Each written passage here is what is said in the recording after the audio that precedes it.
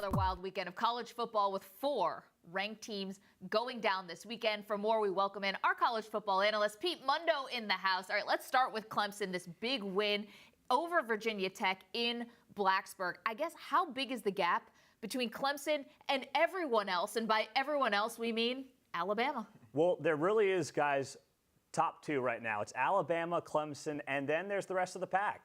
I don't want to fast forward the rest of the season, but I feel pretty good about seeing a potential Alabama-Clemson rematch. I just can't find the teams that are going to stop these two guys. And the most fascinating part of this entire matchup would be that Alabama offensive line and running game against this fantastic front 7 that Clemson has, that they are just taking care of opponents with week in, week out. It's been so impressive. So the gap is not between Alabama and Clemson. The gap is between Alabama, Clemson, and the rest of the country. And it'd be a 3-match if we get another one. And without Deshaun Watson, of course, this time who's doing pretty well for himself. Now, when we look around the rest of the college landscape and look for one of those teams, doesn't look like it's going to be USC now, because after losing 5 straight at home, Washington State with the upset over USC, knocking them out of the playoff contention, at least for the moment. Will the Pac-12 be left out entirely? Right now they are. The only way I would put the Pac-12 into the college football playoff is unless there's some chaos where there's a 2-loss champion in one of the Power 5 leagues. Otherwise, I've got to see Washington or Washington State go undefeated.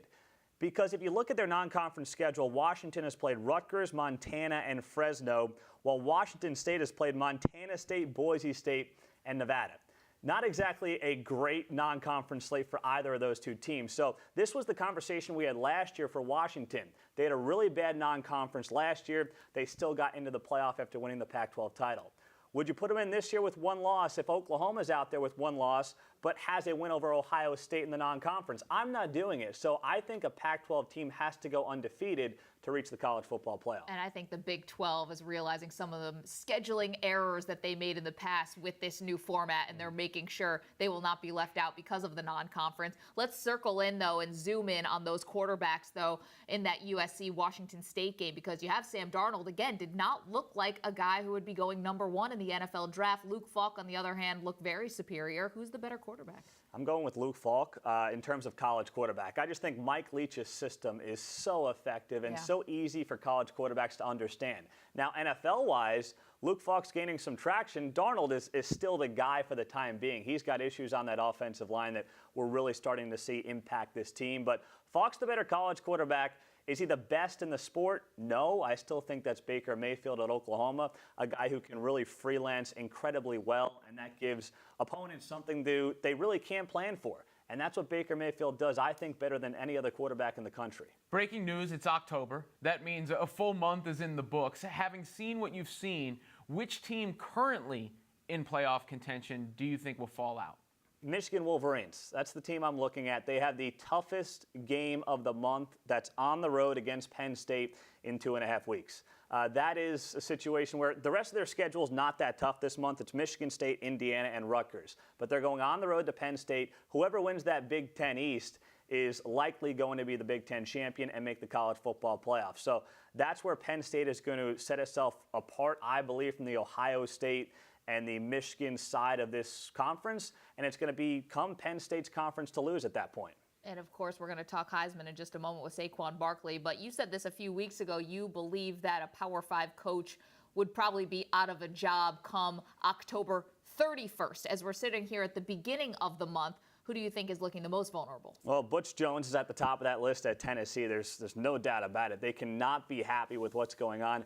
Also, add in Mike Riley. His athletic director is gone now at Nebraska. He is sitting duck at this point. I mean, there's no way he's going to have a job, I believe, by the season's end. And very well, if you're in Nebraska, you want to get a head start on what's going to be a busy coaching carousel with maybe Tennessee, Texas A&M, UCLA, whatever the other jobs are that are open. Get the ball rolling right now and just cut ties with Mike Riley. You've got an early signing period in December. You want to have some guys into the mix at that point. and then just reset and go ahead from there. It would be Ed Orgeron, but they just gave him a massive contract, even though LSU loses to Troy in an embarrassing fashion. Well, he's on the list, but the problem is he has a $12 million buyout after the season. I mean, whoever negotiated that deal is the best agent in the business because there's no business giving Ed Orgeron that kind of a buyout for a guy who had his dream job. And the last time he was a head coach, it was a total disaster at Ole Miss. Now, the flip side, Joe Oliva, the athletic director who gave him that big contract, probably kicking himself now. Just a little bit. Now, Saquon Barkley, a name that's come up often, including what we were just saying. Should I go ahead and go on Wikipedia and update the Heisman Trophy page and put Saquon Barkley's name in for this year's winner? Not yet, Robin. Hold off a little bit. This is not Lamar Jackson from last year where he just really established himself in September and ran away with it, almost limped to the finish line in many ways. I think there is a contingent of guys behind him that can give him a run. Baker Mayfield, I still think Lamar Jackson's in that mix as well. So Saquon Barkley's had a great start. There's no doubt about it. He's number one right now. But I think that gap from 1 to 2, 3, 4 is much closer than it was a year ago when Lamar Jackson got off to that red-hot start and nobody could catch him. Pete Mundo breaking down college football. Another wild week. Appreciate it, Pete. Anytime, guys.